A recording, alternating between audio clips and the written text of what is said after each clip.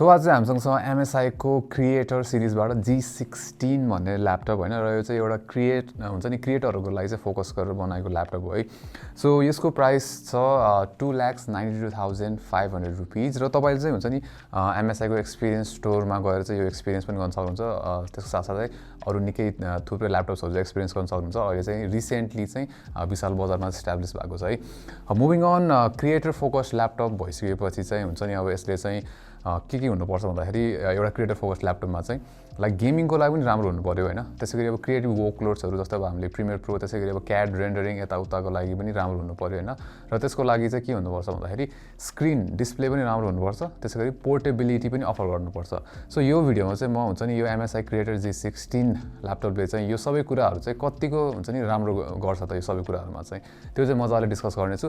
तर त्यो भन्दा अगाडि तपाई हाम्रो भिडियो फर्स्ट टाइम हेर्नु भएको छ भने चाहिँ हाम्रो च्यानललाई सब्स्क्राइब गर्नुस् र त्यहाँको त्यो बेल आइकन पनि थिच्नुला for notifications. So moving on MSI Creator Z16 चाहिँ हुन्छ नि हेर्ने बित्तिकै यो ल्यापटप चाहिँ के छ भन्दाखेरि एकदमै प्रिमियम देखिन्छ के लाइक यो हेर्ने बित्तिकै ड्याम कस्तो खतरा ल्यापटप हो जस्तो फिल हुन्छ हैन। सो फर्स्टमा चाहिँ यसको डिजाइन र बिल्ड क्वालिटीबाट सुरु गरौँ। सो मैले फर्स्टमै भनिसकेँ हैन लाइक ओभरअल फिनिश र बिल्ड क्वालिटी चाहिँ एकदम राम्रो छ भनेर। अब यसमा देख्न सक्नुहुन्छ जुन टप लिड एरिया छ त्यो चाहिँ सिम्पल फिनिश दिएको छ हैन। MSI को लोगो एउटा सिम्पल छ लाइक केही पनि त्यस्तो फ्यान्सी कुराहरु केही पनि छैन हैन। र एकदमै स्टेल्थ भाइब छ यसको लाइक तपाईको हुन्छ नि अफिसतिर जाँदाखेरि पनि त्यति स्ट्यान्ड आउट हुँदैन। अब अगाडितिर हेर्ने हो भने चाहिँ लाइक यो जुन एरिया छ नि एकदम स्टडी छ के यो जुन फ्लेक्स हुन्छ नि माथि नो स्क्रिन फ्लेक्स केही पनि छैन यसमा है एकदम राम्रो छ। त्यसैगरी अब जुन यो किबोर्ड डेक छ त्यहाँ पनि फ्लेक्स जिरो फ्लेक्स भन्नु है एकदम स्टडी छ।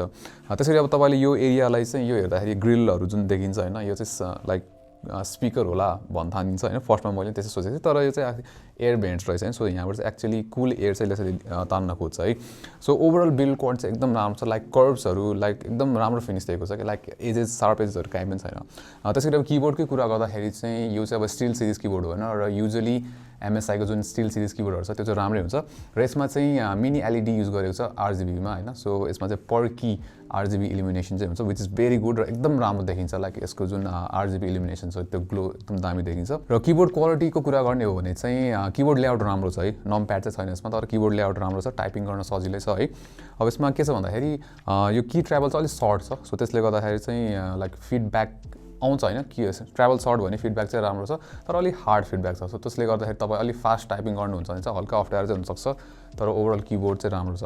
त्यसैगरी यतापट्टि किबोर्डको तलपट्टि एरो कीको तल चाहिँ हामीलाई फिङ्गरप्रिन्ट सेन्सर एउटा दिएको छ अनलक गर्नलाई मजाले काम गर्छ त्यसले पनि। त्यसैगरी हामीले अब ट्र्याक प्याडको कुरा गर्ने हो भने चाहिँ ट्र्याक प्याडको जुन ल्यापटपको साइजको हिसाबले लेन्थ चाहिँ ठिक छ हैन तर हाइट चाहिँ अलि सानो लाग्यो मलाई। सो अलि अप्ठ्यारो हुन्छ है त्यो हाइट सानो भएको कारणले गर्दाखेरि नत्र यो चाहिँ अब माइक्रोसफ्ट प्रिजन टच प्याड नै हो हैन। सो मजाले काम गर्छ राम्रो छ एक्युरेसी पनि लाइक स्मुथनेस पनि इट्स गुड र क्लिकी पनि छ मजाले काम गर्छ हैन। त्यो बटन्सहरुले तर अलिकति डिप जानु पर्यो जस्तो फिल हुन्छ कि यो क्लिक गर्दाखेरि चाहिँ। सो त्यो चाहिँ अलिकति अप्ठ्यारो छ न त ओभरअल फिट एन्ड फिनिश चाहिँ अति नै दामी छ यसको। अब मुभिङ अन पोर्ट्सहरुको कुरा गरौँ। सो पोर्ट्सहरु चाहिँ लाइक इनफ नै छ भनौँ हैन। यसमा चाहिँ अब यतापट्टि हामीलाई USB 3.2 Gen 2 टाइपै त्यसैगरी USB Thunderbolt 4 पाउँछौँ। त्यसैगरी अर्को भनेको चाहिँ यसमा अडियो कम्बो ज्याक भयो। त्यसैगरी अर्को साइडमा चाहिँ हामीले अर्को USB टाइप C Thunderbolt 4 त्यसैगरी SD कार्ड रिडर तर यो चाहिँ माइक्रो SD कार्ड रिडर मात्र है फुल साइज SD कार्ड रिडर भएको भए चाहिँ राम्रो हुन्थ्यो। त्यसैगरी अर्को USB 3.2 Gen 2 टाइप ए पाउँछौँ। सो पोर्टको हिसाबमा चाहिँ इट्स गुड है तर अलिकति लाइक एक्स्ट्रा पोर्ट्सहरु भइदिएको भए चाहिँ झन् बेटर हुन्थ्यो हैन। त्यसैगरी अब यसमा चाहिँ के छ भन्दाखेरि यसको अर्को दामी कुरा भनेको चाहिँ यसको जुन हिन्ज छ नि त्यो चाहिँ like it is not limited to यति मात्र लाइक फुल एक्सटेन्ड हुन्छ के। सो लाइक यस्तो हुन्छ के। सो यो चाहिँ अति दामी छ यसको हैन। यो हुन्छ नि सो युजुअली अब तपाईँ चाहिँ एकजना हुन्छ नि कन्टेन्ट क्रिएटर हुनुहुन्छ र स्पेसली ड्रइङहरु गर्नुहुन्छ लाइक भनौँ न अब इलिस्ट्रेसनहरु यताउता गर्नुहुन्छ भने चाहिँ लाइक स्टाइलस एउटा किनेर चाहिँ तपाईले मजाले युज गर्न सक्नुहुन्छ किन भन्दाखेरि यसमा चाहिँ टच डिस्प्ले पनि दिएको छ। त्यसैगरी हिन्ज पनि एकदम सेक्युर फिल हुन्छ हैन राम्रो छ हिन्जको मेकानिजम पनि अब लाइक वाइड हिन्ज दिएको छ यसमा हैन र एक हातले पनि मजाले खोल्न सक्नुहुन्छ। सो हिन्ज र ओभरअल जुन मैले भनिहालेँ बिल्ड क्वालिटी अति नै प्रिमियम र टप नच दिएको छ यसमा। अब MSI Creator Z16 मा चाहिँ हामीले पाइरहेको छौं 16 इन्चको डिस्प्ले र यो चाहिँ QHD प्लस प्यानल छ 1440p प्यानल भएर प्लस 16:10 एस्पेक्ट रेशियो वाला टल डिस्प्ले दिएको छ। अब यो डिस्प्ले हुन्छ नि टल भएको कारणले गर्दाखेरि चाहिँ तपाईले भर्टिकल एक्स्ट्रा स्पेस पाइराख्नु भएको छ। तर त्यसले गर्दाखेरि चाहिँ हुन्छ नि कन्टेन्टहरु हेर्दाखेरि होस् भिडियो हेर्दाखेरि अथवा तपाईले कुनै प्रिमियर प्रो जस्तो सफ्टवेयर चलाउँदाखेरि चाहिँ त्यो एक्स्ट्रा स्क्रिन स्टेट चाहिँ फिल हुन्छ के लाइक बेटर लाग्छ के प्लस डिस्प्ले पनि ठुलो छ हैन। त्यसैगरी यसमा चाहिँ के छ भन्दाखेरि 120 हर्ट्ज को रिफ्रेश रेट पनि दिएको छ। सो त्यसले गर्दाखेरि चाहिँ स्मुथ पनि हुने भइहाल्यो। तर यसमा के छ भन्दाखेरि यसको जुन रेस्पोन्स टाइम छ त्यो चाहिँ त्यति राम्रो छैन हैन। सो तपाईले एकदमै अब हाई लेभलमा चाहिँ तपाई एकदम कम्पिटिटिभ गेमहरु खेल्नुहुन्छ भने चाहिँ अब लाइक त्यति राम्रो छैन तर ओभरअलमा इट्स फाइन। त्यसैगरी कलर एक्युरेसी अति दामी छ। सो 100% DCI P3 कलर ग्यामर त्यसैगरी sRGB पनि 100% र AdobeRGB पनि अलमोस्ट फुल छ 91% दिएको छ व्हिच इज रियली नाइस हैन एउटा ल्यापटपको लागि।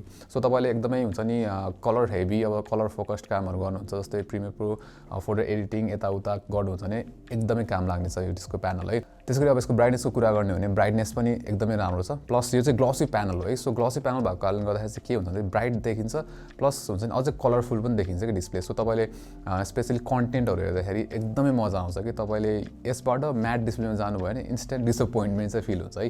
तर अब ग्लोसी प्यानल भएको कारणले गर्दाखेरि चाहिँ त्यही हो यसमा रिफ्लेक्सन चाहिँ देखिन्छ बडी हैन। सो तपाईले आउटडोर्समा युज गर्न अलि गाह्रो पर्छ प्लस तपाईको रुममा चाहिँ अलि बडी लाइट्सहरु छिर्छ भने चाहिँ युज गर्न अलि अप्ठ्यारो पर्छ। तर ओभरअल जुन यसको स्क्रिन छ त्यो चाहिँ अति नै दामी छ। यो चाहिँ MSI Creator Z16 को वेबक्याम हो र यो चाहिँ माथि स्ट्यान्डर्ड पोजिसनमा छ हैन तल बढी दिएको छैन र क्वालिटी चाहिँ 720p HD मात्र हो र क्वालिटी लुक्स फाइन ठिकै छ नट ग्रेट हैन तर इट्स फाइन। त्यसैगरी भोइस पिकअप हेर्ने हो भने आई थिंक माइकबाट इट्स गुड। अब लागौं पर्फर्मेन्स तिर। सो यसमा चाहिँ इन्टेलको core i7 11800H octa core processor दिएको छ 8 कोर 16 थ्रेड। त्यसैगरी एनभिडियाको RTX 3060 GPU 6GB GDDR6 memory भइहाल्यो। त्यसैगरी 16GB को चाहिँ र्याम दिएको छ डुअल च्यानल मेमोरी हो हैन।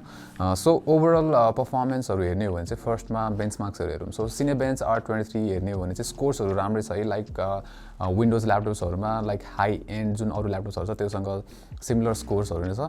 तर जुन एप्पलको M1 Pro वाला जुन चिपसेट छ त्योसँग चाहिँ त्यहाँ त्यो लेभलमा चाहिँ पुग्दैन। सो स्कोर्स राम्रो छ तर लाइक त्यस्तो खतरा चाहिँ छैन। त्यसैगरी हामीले गिग बेन्चमा नि सिमिलर नै स्कोर्सहरु देख्न सक्छौं राम्रो छ तर त्यस्तो खतरा चाहिँ छैन हैन। अब बेन्चमार्क्सहरु त भइहाल्यो।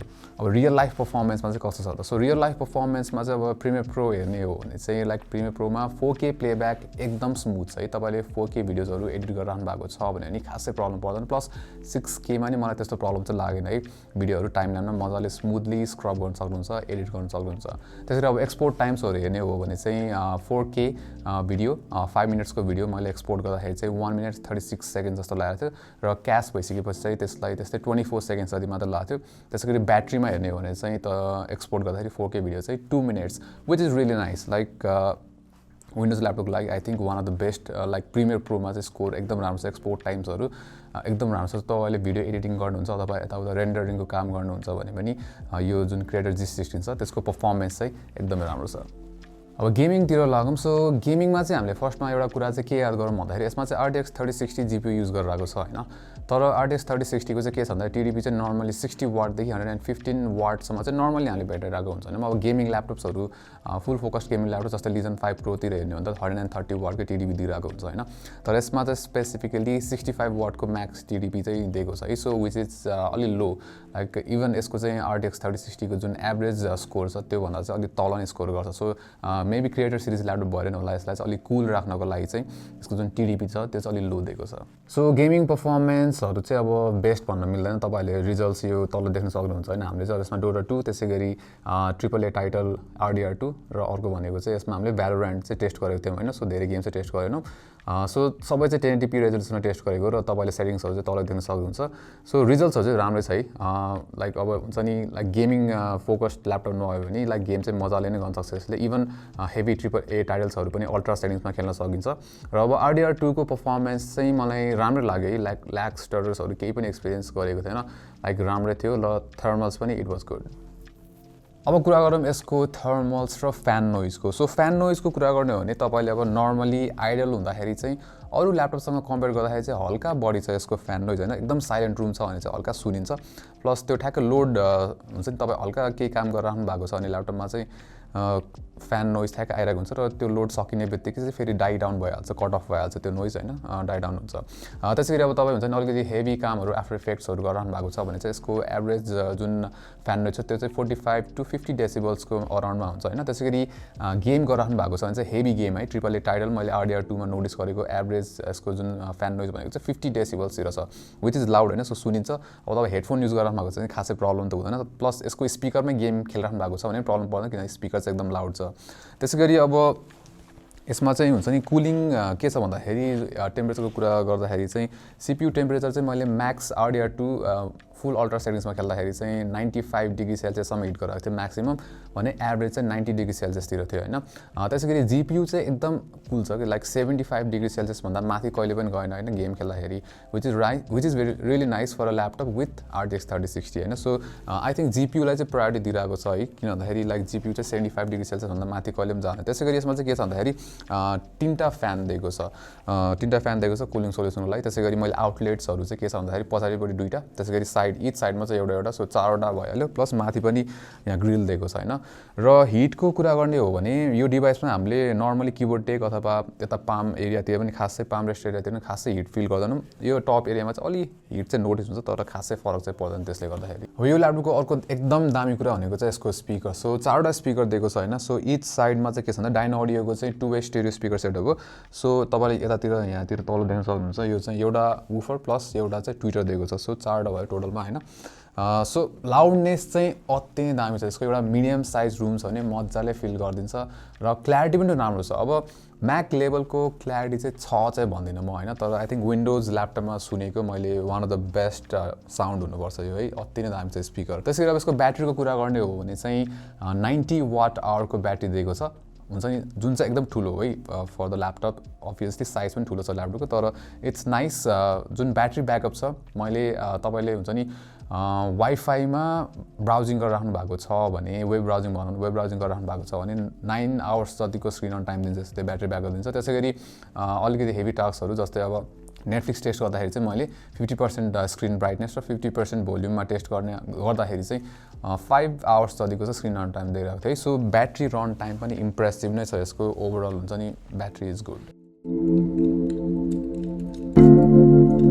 So MSI Creator Z16 creator laptop होइन, र क्रिएटर ल्यापटप्सहरूमध्ये one of the thinnest laptop हो यो, सो है सुपर स्लिम छ। त्यसै गरी जुन यसको ओभरअल बिल्ड क्वालिटी छ अति नै दामी छ कि, यो चाहिँ हेरेपछि मात्र आउँछ, यसको फिल गरेपछि आउँछ, बिल्ड क्वालिटी नेक्स्ट लेभल छ। त्यसै गरी कलर एक्युरेसी पनि राम्रो छ, डिस्प्ले एकदम राम्रो छ। त्यसै गरी यसको पर्फर्मेन्स जुन स्पेसली CPU पर्फर्मेन्स छ त्यो चाहिँ जुन यसको चिपको लिमिट छ त्यो समय यसले पर्फर्म गर्छ होइन, विच इज गुड। तर यसको जुन GPU छ 3060 त्यो चाहिँ अलिक लिमिटेड छ किनभने TDP चाहिँ 65 वाट मात्र दिएको छ। सो के छ भन्दाखेरि ओभरअलमा हेर्ने हो भने चाहिँ होइन तपाईँ दुइटै प्रोफेसनल अब कलर एक्युरेट प्रोफेसनल वर्कहरू गर्नुहुन्छ, त्यसै गरी गेम पनि गर्नुहुन्छ भने त्यो दुइटैको लागि चाहिँ यो एकदमै पर्फेक्ट ल्यापटप हो है। तर के छ भन्दाखेरि अब यो चाहिँ एक्सपेन्सिभ साइडतिर छ कि, सो 2,92,000 भनेको चाहिँ एकदम वाइल्ड एक्सपेन्सिभ होइन फर अ ल्यापटप, किनभने तपाईँको डेस्कटपमै आउँछ विथ बेटर पर्फर्मेन्स, प्लस तपाईँले योभन्दा गेमिङ ल्यापटप मात्रै चाहिरहेको छ भने योभन्दा एकदम थोरै प्राइसमा चाहिँ तपाईँले, थोरै त नभनौँ अराउन्ड 2 लाखमा तपाईँले लाइक योभन्दा दामी पर्फर्मेन्स भएको गेमिङ ल्यापटप इजिली पाउनुहुन्छ होइन। सो तर तपाईँलाई हुन्छ नि नेक्स्ट लेभल बिल्ड क्वालिटी र दुइटै प्रोफेसनल वर्क र गेमको लागि एउटा अति नै खतरा ल्यापटप चाहन्छ भने चाहिँ this is the one. So यो भिडियोमा चाहिँ यति नै, राम्रो लागेको लाइक गर्नुहोस्, सेयर पनि गर्नु होला, र यस्तै कन्टेन्ट्सहरूको लागि चाहिँ हाम्रो च्यानललाई सब्सक्राइब गर्नुहोस् र त्यहाँ भएको त्यो बेल आइकन थिच्नुहोला for notifications. Until next time, नमस्ते।